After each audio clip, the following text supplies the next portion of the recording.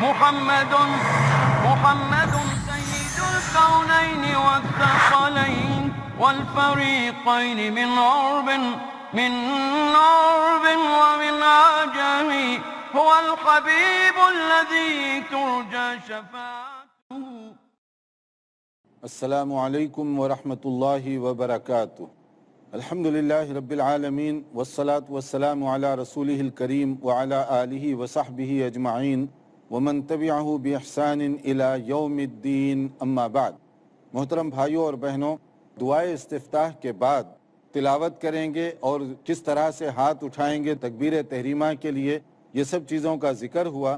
اب اس کے بعد جب تکبیر تحریمہ کے لیے ہاتھ اٹھا دیے اور اس کے ساتھ یہ بھی بیان کیا گیا کہ ہاتھ کہاں کہاں اٹھائے جائیں گے، یعنی صرف تکبیر تحریمہ نہیں بلکہ تکبیر تحریمہ کے ساتھ رکوع میں جاتے وقت اور رکوع سے اٹھتے وقت بھی ہم ہاتھ اٹھائیں گے، کیونکہ یہی مسنون ہے. نبی کریم صلی اللہ علیہ وسلم کی سنت ثابتہ ہے، اور اتنی زیادہ سنت ہے کہ ائمہ کرام، محدثین، صحابہ کرام کی غالب اکثریت کیا کرتی تھی. اس لیے اگر اس کو کوئی کرے، یعنی ہاتھ رکوع میں جانے سے پہلے، رکوع میں جانے کے بعد، تو یہ زیادہ مسنون اور اقرب الی الصواب اس کی نماز ہوگی. تو اس لیے جب ہم نماز پڑھیں تو کوشش کریں کہ سنت کے مطابق نماز ادا ہو، جس کا طریقہ صحابہ کرام نے بتایا. اب جب تکبیر تحریمہ کریں تو تکبیر تحریمہ کے بعد ہاتھ کیا کریں، چھوڑ دیں، باندھیں یا کہاں باندھیں؟ اس کے سلسلے میں آئیے دیکھیں سنت ہماری کیسے رہنمائی کر رہی ہے. لیکن اس سے پہلے اگر ہم آپ سے پوچھ لیں کہ جیسے کوئی تکبیر تحریمہ وغیرہ شروع کرتے ہیں تو تھوڑا سا ہاتھ آپ اشارہ کر کے بتائیں کہ کیسے اٹھایا جاتا ہے، کیونکہ اس میں بھی بہت سارے لوگ عجیب انداز سے ہاتھ اٹھاتے ہیں. تو مسنون طریقہ کیا ہے، کیسے ہاتھ اٹھانا چاہیے؟ جی آپ بتانا چاہتے ہیں. ہاں، کندھوں تک، یہاں تک اگر اٹھ جائیں تو اس کا مطلب یہ صحیح ہوگا. اور یہ کدھر ہونے چاہیے؟ آپ کی ہتھیلی قبلے کی طرف. تو اس طرح سے جو ہے آپ کا ایک پراپر اور صحیح پروسیجر ہوگا. اس طرح سے آپ ہاتھ اٹھائیں گے اور اس کے بعد پھر آپ دعائیں پڑھیں گے. اب آئیے ہاتھ اٹھانے کے بعد کیا کرتے ہیں. ہاتھ باندھنا چاہیے، چھوڑنے کا مسئلہ نہیں ہے، باندھنے کا مسئلہ ہے. ہاتھ باندھنا یہ مسنون ہے، اس لیے کہ نبی کریم صلی اللہ علیہ وسلم سے ہاتھ باندھنے کی حدیث زیادہ مضبوط طریقے سے ہم تک پہنچی ہے. دیکھیے، عن وائل ابن حجر رضی اللہ تعالیٰ عنہ قال صلیت مع النبی صلی اللہ علیہ وسلم فوضع یدہ الیمنی علی یدہ الیسری علی صدرہ. یہ صحیح ابن خزیمہ کی روایت ہے. اور حضرت وائل ابن حجر رضی اللہ تعالیٰ عنہ جو بہت آخری زمانے میں جو لوگ مسلمان ہوئے اور جو آخری میں شامل ہوئے ان میں سے ایک ہیں. تو یہ بیان فرماتے ہیں کہ نبی کریم صلی اللہ علیہ وسلم کو میں نے دیکھا نماز پڑھتے ہوئے، تو آپ نے کیا کیا، اپنا دایاں ہاتھ، یمنا، رائٹ ہینڈ، اس کو آپ نے یسرا، لیفٹ ہینڈ پر رکھا، یعنی یہ یسرا ہے، یہ دایاں ہے. تو اور اس کو کہاں رکھا، علی صدری ہی، صدر کہتے ہیں چیسٹ، یہ حصے کو. یہ نبی کریم صلی اللہ علیہ وسلم کا طریقہ تھا. اس طریقے سے جو صحابی نے دیکھا اس کو اس طریقے سے بیان کیا گیا. یہ ہے نبی صلی اللہ علیہ وسلم کا وہ طریقہ جو صحابہ نے دیکھا، اس کو بعد میں نقل کیا، اس کو بیان کیا گیا. بعض احادیث کے الفاظ میں جو ثابت شدہ الفاظ ہیں اس میں فوق السرہ، یعنی ناف کے اوپر کا حصہ، یعنی یہ جو نچلا حصہ ہے اس سے اوپر کے حصے میں، تو یہ چیسٹ یا زیادہ سے زیادہ اس سے ذرا سا قریب یہ چیز بنتی ہے اس کو. لیکن کچھ لوگ جو تحت السرہ کی بھی بات کرتے ہیں وہ کسی صحیح سند کے ساتھ ثابت نہیں ہے. حدیث کے اندر جو زیادہ صحیح اور زیادہ جو وزنی حدیث ہے اس مسئلے میں ہاتھ رکھنے کے بارے میں وہ یہی ہے، صحیح ابن خزیمہ. اور کیونکہ یہ مختلف احادیث سے اس کی تائید بھی ہو رہی ہے. تو جب ہم نماز پڑھتے ہیں تو کوشش کریں کہ ایسا طریقہ اختیار کریں جو نبی صلی اللہ علیہ وسلم کی نماز کے قریب ہو، زیادہ سے زیادہ ہمیں قریب پہنچائے. اور اب آپ دیکھیے اس کے بعد پھر کیا کرنا چاہیے. اب ہاتھ تو باندھ لیے، اب ہاتھ باندھنے کے بعد دعائے استفتاح جس کا پہلے ذکر ہو چکا ہے، دعائے استفتاح بھی ہو گئی، اعوذ باللہ بھی ہو گئی، بسم اللہ بھی. اب اس کے بعد کیا کریں گے، سب سے پہلے سورہ فاتحہ پڑھی جائے گی. سورہ فاتحہ کا ثبوت کیا ہے، فرمایا گیا اس کے اندر ان عبادہ بن صامت رضی اللہ تعالیٰ عنہ قال قال رسول اللہ صلی اللہ علیہ وسلم لا صلاۃ لمن لم یقرأ بأم القرآن. یہ بھی صحیح بخاری اور صحیح مسلم کی حدیث ہے. سورہ فاتحہ کے بغیر نماز ہی نہیں ہوتی. تو نماز کی ہر رکعت میں سورہ فاتحہ کا پڑھنا ضروری ہے، اور اگر آپ انفرادی نماز پڑھ رہے ہوں تو ہر رکعت میں ضروری ہے۔ اب جماعت کے ساتھ آپ نماز پڑھ رہے ہیں تو کیا کریں گے؟ اس کے لیے بتایا گیا کہ ایک مرتبہ نبی صلی اللہ علیہ وسلم، جیسے ترمذی، ابو داؤد وغیرہ کی ایک روایت ہے، نبی صلی اللہ علیہ وسلم نماز پڑھا رہے تھے، صحابہ بھی پیچھے پڑھ رہے تھے، ذرا زور زور سے پڑھ رہے تھے، جیسے بچے ہوتا ہے نا، کوئی صورت یاد ہو تو جیسے پڑھتے ہیں اس طرح سے وہ پڑھ رہے تھے، بعض اوقات آواز بلند ہو رہی تھی، تو آپ نے فرمایا ان سے لعلکم تقرؤون خلف امامکم، یوں لگتا ہے کہ تم امام کے پیچھے تم لوگ بھی پڑھ رہے ہو؟ قلنا نعم، صحابہ نے کہا ہاں، ہم بھی ایسے ہی کر رہے تھے۔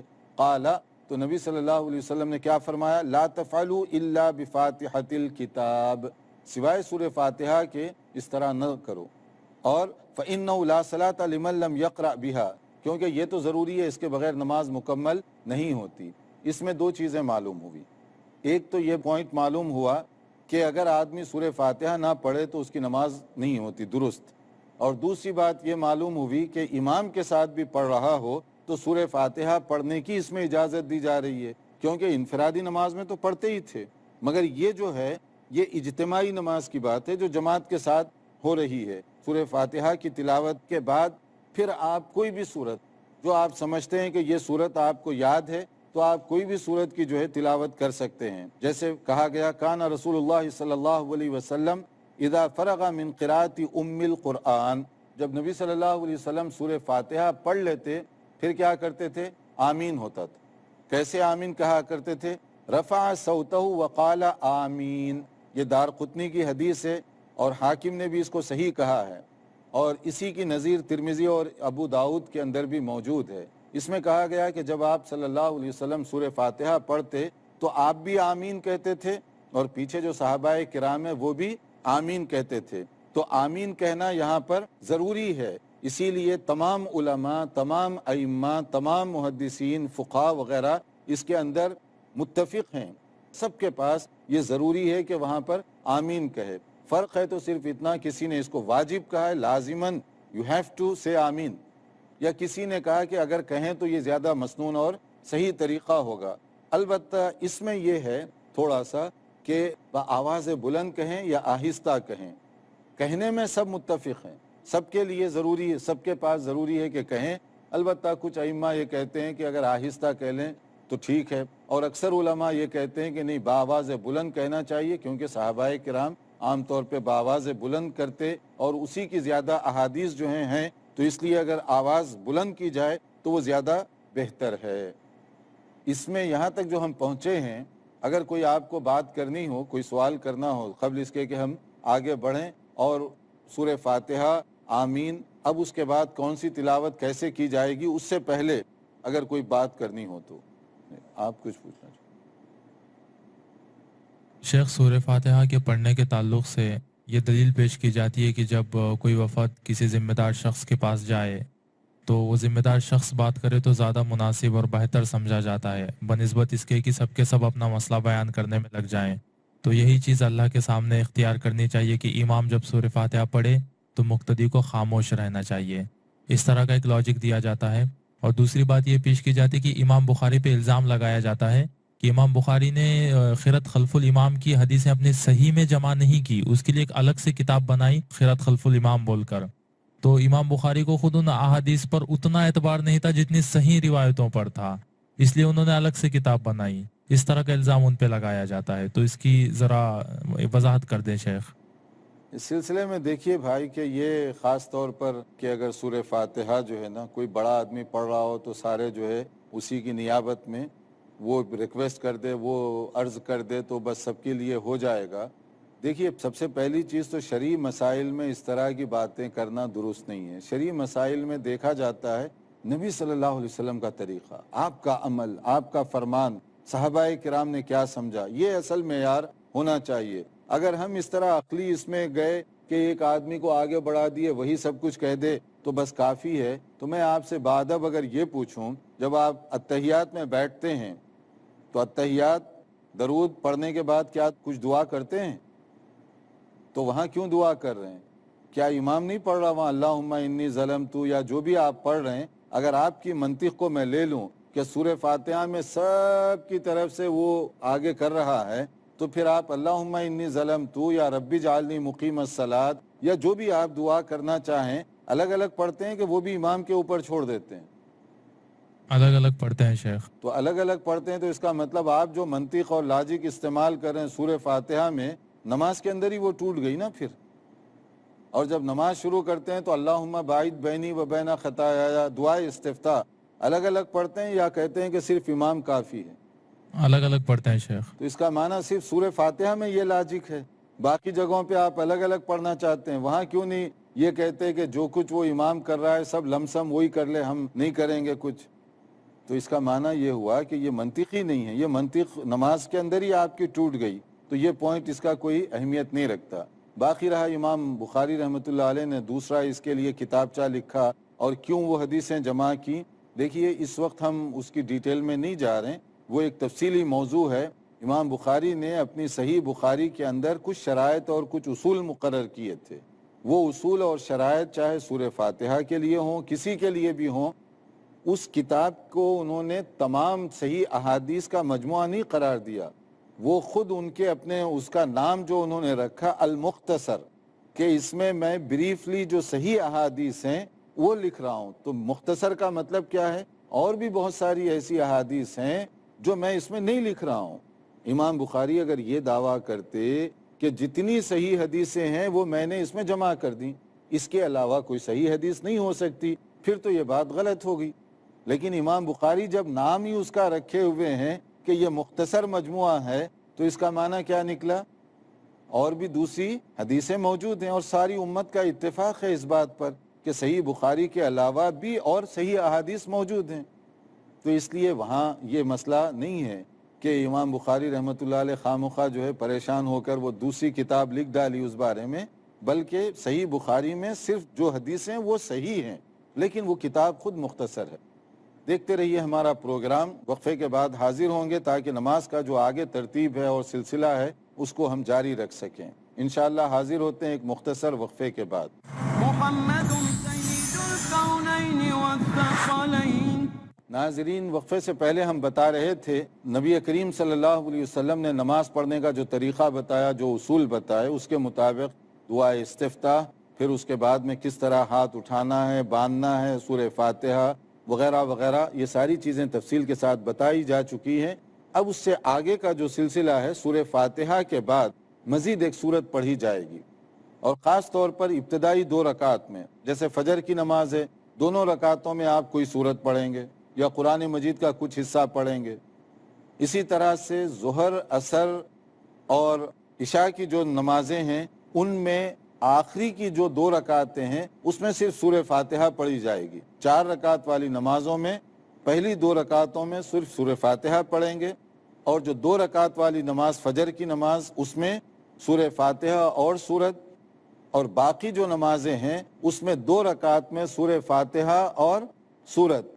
صلاۃ المغرب میں بھی پہلی 2 رکعت میں سورہ فاتحہ اور سورت، تیسری رکعت میں صرف سورہ فاتحہ۔ عشاء کی 2 رکعت میں پہلی سورہ فاتحہ اور سورت، اور تیسری اور چوتھی رکعت میں سورت۔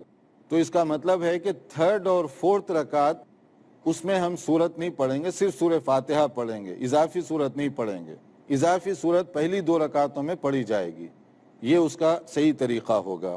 اب آپ دیکھیے، ان ابی قتادہ رضی اللہ تعالیٰ عنہ قال، حضرت ابو قتادہ سے یہ روایت ہے، انہوں نے کہا کان رسول اللہ صلی اللہ علیہ وسلم یصلی بنا فیقرأ فی الظہر والعصر فی الرکعتین الاولیین بفاتحۃ الکتاب وسورتین، کہ رسول اکرم صلی اللہ علیہ وسلم جب ظہر اور عصر کی نماز پڑھتے، حالانکہ اس میں قرأت آہستہ پڑھی جاتی ہے، سری ہے نا ظہر اور عصر کی نماز، لیکن کبھی کبھی ایک آدھ آیات سنائی دیتی تھی ہمیں، تو وہ فرماتے ہیں کہ پہلی 2 رکعتوں میں آپ سورہ فاتحہ کے علاوہ سورت پڑھتے تھے، کوئی بھی سورت، اور وَيُسْمِعُونَ الْآيَةَ أَحْيَانًا، اور کبھی کبھی ہمیں ایک آدھ آیت سنائی دیتی تھی، اندازہ ہو جاتا تھا کہ اب جو ہے وَالسَّمَاءِ وَالطَّارِقِ پڑھ رہے ہیں، یا جو ہے وَالضُّحَىٰ، یا جو بھی سورت آپ پڑھ رہے ہیں، ایک آدھ آیت سے معلوم ہو جاتا تھا کہ ایک آدھ آیت کبھی ذرا بلند ہو جاتی، باقی سب آہستہ پڑھا کرتے تھے نبی صلی اللہ علیہ وسلم۔ وَيَقْرَأُ فِي الْأُخْرَيَيْنِ بِفَاتِحَةِ الْكِتَابِ، تیسری اور چوتھی میں صرف سورہ فاتحہ پڑھا کرتے تھے۔ تو ظہر کی نماز اور عصر کی نماز میں پہلی 2 رکعت میں سورہ فاتحہ اور سورت، اور تیسری اور چوتھی میں صرف سورہ فاتحہ۔ یہ بخاری اور مسلم کی حدیث ہے جس میں نبی کریم صلی اللہ علیہ وسلم کا نماز کا جو طریقہ ہے وہ گویا کہ بتایا جا رہا ہے۔ اس طرح سے اس میں نبی صلی اللہ علیہ وسلم کے طریقے پر عمل کرنے میں زیادہ سہولت ہو جاتی ہے۔ اور اسی طرح سے دیکھیے کہ جو صورتیں ہیں اس کا انتخاب بھی کس طرح سے آپ کیا کرتے تھے۔ تو نبی کریم صلی اللہ علیہ وسلم کی نمازوں کا جو انداز ہوتا تھا درمیانی درجے کی، یعنی جماعت کے ساتھ جو نماز ہوتی درمیانی درجے کی، الگ سے جو نماز پڑھتے بڑی لمبی اور خشوع کے ساتھ پڑھا کرتے تھے۔ دیکھیے کہ ان سلیمان بن یسار قال کان فلان یطیل الاولیین من الظہر ویخفف العصر ویقرأ المغرب بقصار المفصل وفی العشاء بوسطه وفی الصبح بطوالہ، فقال ابو ہریرہ رضی اللہ تعالی عنہ ما صلیت وراء احد اشبہ صلاۃ برسول اللہ صلی اللہ علیہ وسلم من ھذا۔ نسائی کی یہ روایت ہے کہ بتاتے ہیں کہ نبی کریم صلی اللہ علیہ وسلم کی جو بالکل پرفیکٹ مشابہت کرنے والی نماز، جیسے حضرت ابو ہریرہ رضی اللہ تعالیٰ عنہ بیان فرماتے ہیں اس میں کہ کس طریقے سے نبی کریم صلی اللہ علیہ وسلم نماز کو تقسیم کرتے تھے، تو اس کا طریقہ یہ بتایا جا رہا ہے کہ عموماً نبی صلی اللہ علیہ وسلم پہلی 2 رکعتوں کو ذرا لمبی پڑھتے تھے، اور اسی طرح سے آپ کی جو ظہر کی جو نماز ہوتی تھی وہ عصر کے مقابلے میں تھوڑی سی لمبی ہوتی تھی۔ اسی طرح مغرب کی نماز شارٹ اور عشاء کی نماز ذرا سا لمبی تھوڑی، اور فجر کی نماز ان کے مقابلے میں زیادہ طویل۔ تو فجر کی نماز لمبی، ظہر کی اس کے بعد، عصر کی کم، مغرب کی کم، اور عشاء کی درمیانی درجے کی۔ اس طرح کی آپ کی نماز ہوتی تھی، جس کی ترتیب یہ بتائی گئی کہ تلاوت کا جو آپ کے انداز ہوتا تھا، فجر کی نماز میں طوال مفصل، یہ ایک اصطلاح ہے، طوال مفصل، اور مغرب کی نماز میں قصار مفصل، اور عشاء کی نماز میں اوساط مفصل۔ تو یہ کیا ہوتا ہے؟ یعنی قرآن کریم کی صورتوں کو مختلف گروپ میں تقسیم کیا گیا فار ایزی انڈرسٹینڈنگ، اطمینان سے سمجھنے کے لیے۔